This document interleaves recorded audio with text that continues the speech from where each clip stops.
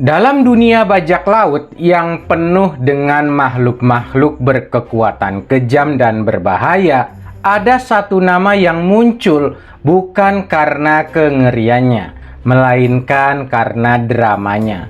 Dia adalah Bagi si Badut. Meski sering dianggap sebagai karakter komedi, sejarah hidupnya adalah benang merah yang terhubung langsung dengan para tokoh-tokoh kuat di masa lalu.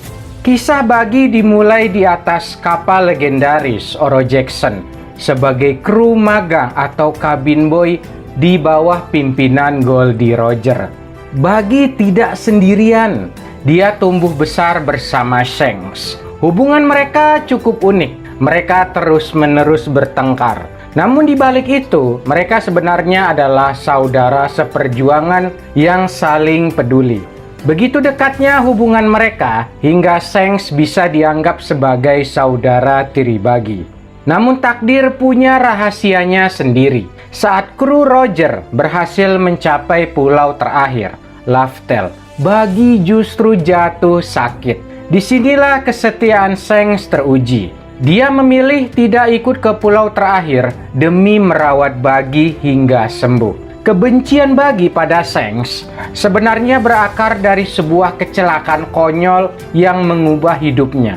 Bagi awalnya berniat menjual buah bara-bara Nomi yang sangat mahal itu. Dia berencana menipu kru dengan memakan buah palsu, sementara yang asli dia sembunyikan. Sialnya, karena dikagetkan oleh Shanks, Bagi tanpa sengaja menelan buah asli tersebut. Seketika, dia kehilangan kemampuan berenang selamanya. Impiannya untuk mencari harta karun di dasar lautan musnah. Dan sejak saat itu, ia menyimpan dendam mendalam pada Shanks. Setelah eksekusi Roger di Logu Town, jalan mereka pun terbelah. Shanks mengajak Bagi bergabung, namun Bagi menolak mentah-mentah. Bukan sekedar karena dendam buah iblis, tapi karena Bagi kecewa melihat Shanks yang berbakat tetapi tidak ambisius untuk langsung melampaui jejak kapten mereka. Dalam pikiran Bagi, kebencian itu adalah bentuk rasa sayang yang terluka. Jadi apa yang membuat Bagi menjadi tokoh yang menakutkan? Saat karakter lain harus berdarah-darah untuk naik level, Bagi cukup berada di tempat yang salah pada waktu yang tepat. Dia adalah bukti bahwa di dunia One Piece, persepsi seringkali lebih penting daripada kenyataan. Sepertinya di dunia nyata juga begitu. Begitu rahasia masa lalunya sebagai mantan kru Roger terbongkar, Bagi tidak rendah hati. Dia justru menjual nama besar Roger dan Shanks untuk membangun aura sebagai legenda yang bersembunyi. Di Impel Down, dia tidak hanya lari.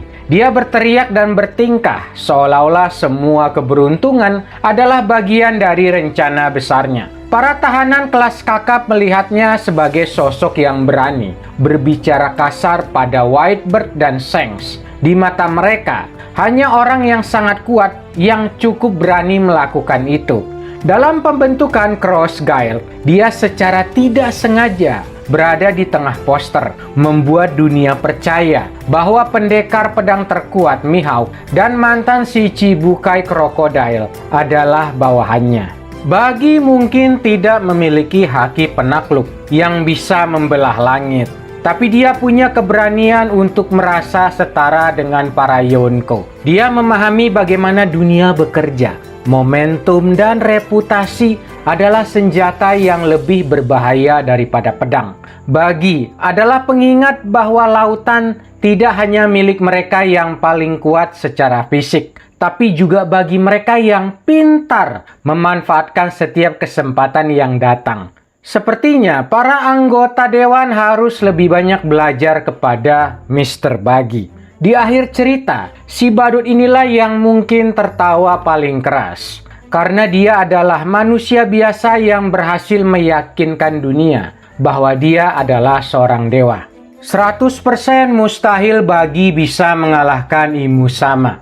Tetapi kita tidak bisa menebak pikiran Oda. Bisa jadi Buggy melakukan sesuatu yang bodoh dan konyol, tetapi justru tindakannya ini adalah langkah strategis yang bisa menjatuhkan pemerintah dunia, sehingga membuat para bajak laut kuat seperti Luffy, Shanks, dan Kurohige memiliki kesempatan untuk mengalahkan Imu dan para pendukungnya. Dukungan publik dan kekuatan Mihawk beserta Crocodile pun mengalir karena kekonyolan ini berkat ulah Buggy. Terima kasih teman-teman semua sudah menonton video ini.